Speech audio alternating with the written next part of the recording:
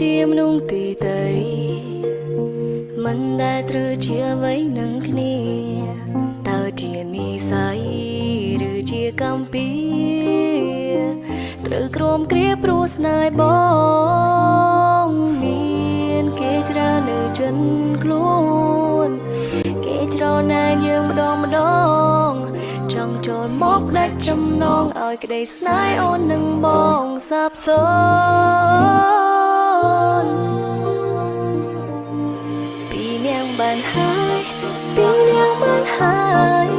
មិនបាញ់មានគេឡើយមកជួយស្រឡាញ់បងពីនាងថ្ងៃនេះតរៀងរហូតស្ដាំឲ្យច្បាស់បងជារបងអូនតែម្នាក់កូន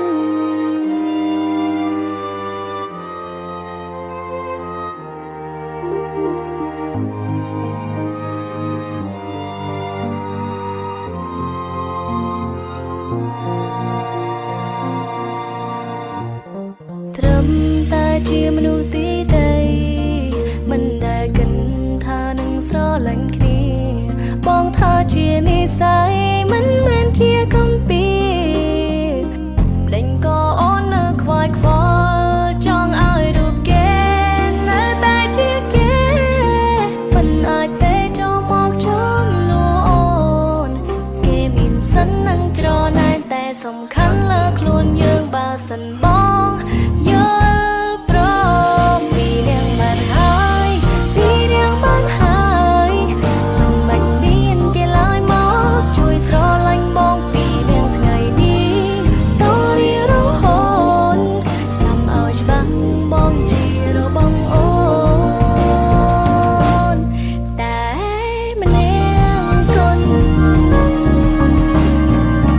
ចង់ឲ្យថ្ងៃក្រោយដូចថ្ងៃនេះចង់ឲ្យមានយើងនៅទីនេះពុំពីគ្រប់ឧបសគ្គ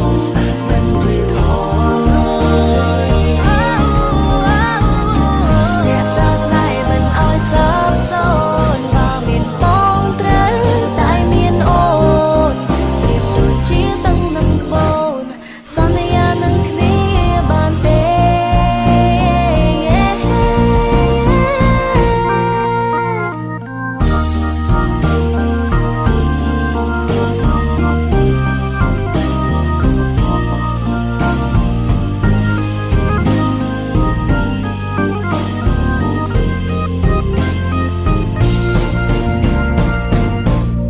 ពីនាងបានហើយ